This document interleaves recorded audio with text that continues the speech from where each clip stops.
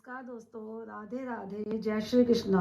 ओम श्री अन्नपूर्णाय नमः। तो आज जैसे कि आप देख ही रहे हैं सामग्री कि क्या सामग्री लेके मैं यहाँ वीडियो बना रही हूँ। तो ये अन्नपूर्णा माता की जो पूजा होती है उसके ऊपर वीडियो बना रही हूँ। तो पहले मैं आपको थोड़ा सामग्री बता देती हूँ क्या क्या यूज़ होती है अन्नपूर्णा माँ की पूजा के लिए, जो कि बहुत नॉर्मल जो चीज़ें घर में होती है उन्हीं से पूजा की जाती है। जैसे कि आपको माता अन्नपूर्णा की पूजा करनी है भगवान शिव के साथ, तो आपको चाहिए होंगे डोली, हल्दी, कुमकुम, अक्षत, और उसके साथ भोग लगाने के लिए मिश्री ले सकते हैं आप, पंचमेवा ले सकते हैं, कोई फ्रूट ले सकते हैं आप, चढ़ाने के लिए पुष्प चाहिए, और एक दिया लेना है आपको देसी घी का। उसके साथ ही आपको कपूर भी लेना है, कपूर से भी भगवान की आरती उतारेंगे। और सबसे पहले जो गणपति जी की पूजा होती है तो गणपति जी को भी लेना है, और एक भोले बाबा की इस तरह की फोटो आपने लेनी है। तो चलिए मैं आपको पूजा बताती हूँ कैसे की जाती है। अन्नपूर्णा माँ की जो पूजा होती है वो माघ शीर्ष के महीने में पूर्णमासी के दिन होती है। ये पूजा आपको सुबह सूर्य निकलने से पहले, उदय से पहले आपको स्नान आदि कर लेना चाहिए। चाहे तो आप ब्रह्म मुहूर्त में उठ जाएं, लेकिन सूर्य उदय से पहले ही करनी है पूजा। स्नान करके आप साफ सुथरे शुद्ध वस्त्र पहन लें, और जिस जगह आपने पूजा करनी, यानी कि ये पूजा अन्नपूर्णा की होती है रसोई में, तो अपने रसोई घर को पूर्ण रूप से साफ कर लें। बर्तन भी साफ होने चाहिए, गैस का चूल्हा भी साफ होना चाहिए। चूल्हे के ऊपर एक स्वास्तिक बनाना है आपने, फिर पूजा करनी शुरू करनी है। प्रथम आपने शुद्ध जल लिया है जिसमें गंगा जल मिश्रित किया है, वो छिड़कना है भगवान के ऊपर।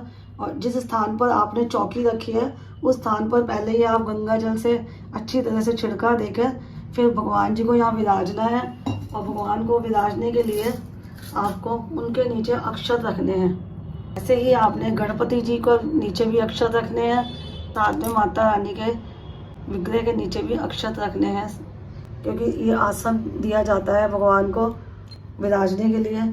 और इस तरह से आपने अक्षत देने के बाद आपने गैस के चूल्हे के ऊपर इस तरह स्वास्तिक बनाना है कुमकुम से। तो उसके ऊपर आपने अक्षत छिड़कने हैं। थोड़े से अक्षत डालने के बाद आपने उनको तिलक लगाना है हल्दी से, कुमकुम से। तिलक लगाने के बाद आपने इनके ऊपर पुष्प अर्पित करने हैं। इस तरह से गैस के चूल्हे की पूजा हो जाती है। हाथ जोड़कर प्रार्थना करनी है कि हमारे घर में कभी अन्न धन की कमी ना हो, हमेशा अन्न का वास रहे। और उसके बाद आपने भगवान जी की पूजा करनी है।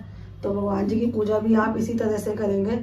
सबसे पहले आपने उनको तिलक करना है, माता रानी को तिलक करेंगे, सभी देवी देवताओं का इस तरह से तिलक करने के बाद, माता को तिलक करने के बाद आपने भगवान शिव को भी चंदन का तिलक करना है, गणपति जी को भी चंदन का तिलक करना है। माता को लाल कुमकुम रोली से तिलक करने के बाद आपने इनको वस्त्र अर्पण करने हैं, कलावा रूपी वस्त्र सभी देवी देवताओं को अर्पण करने हैं। वस्त्र भी दो अर्पण किए जाते हैं, 2 टुकड़े कलावा के लेते हैं। और इस तरह से चूल्हे पर भी आपने जो पूजा करी है वहाँ भी आपने वस्त्र अर्पण करना है, यानी कलावा अर्पण करना है। फिर आप एक दीप प्रज्वलित कर लें। इसी घी का मैंने प्रज्वलित कर लिया है और भगवान के सामने दाई साइड में रख दिया है।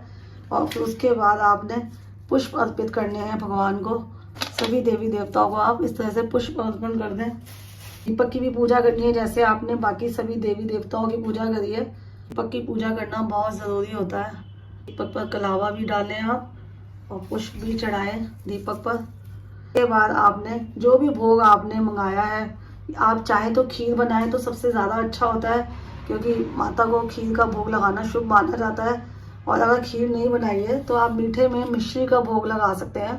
तो मिश्री रखनी है माता के सामने, और उसके बाद थोड़ा सा पंचमेवा रखें, फल रख दें आप जो भी आपके पास उपलब्ध हो। और उसके बाद आपने जो भोग लगाते हैं तो उसमें जल भी ज़रूर रखते हैं भगवान के भोग के लिए। जैसे हम पानी पीते हैं इसी तरह से भगवान के लिए भी करते हैं। और वैसे मैं आपको ये बता दूं कि इस पूजा का महत्व क्या है अन्नपूर्णा माता की। कहते हैं कि एक बार जब धरती पर अन्न की बहुत कमी हो गई थी, तब भगवान शिव भिक्षु का रूप धर के धरती लोक पर प्रकट हुए थे। साथ में माता पार्वती जी भी, जो अन्नपूर्णा माँ कहलाती है, वो भी धरती पर आई थी। और उन्होंने, भगवान शिव ने भिक्षुक बनकर माता रानी से, अन्नपूर्णा माँ से भिक्षा ली थी। तो माँ ने उनको भिक्षा में चावल का दिया था दान, एक कड़छी की सहायता से। तो कहते हैं आज के दिन जैसे चावल के हमने नीचे रखी है भगवान का स्वरूप रखा है, आप चावल भी रख सकते हैं, कोई धान भी रख सकते हैं, सप्त अनाज होते हैं वो भी रख सकते हैं। इस तरह से भगवान ने धरती वासियों की जो भी उनको अन्न की कमी से परेशानियां हो रही थी उस परेशानी को दूर किया था।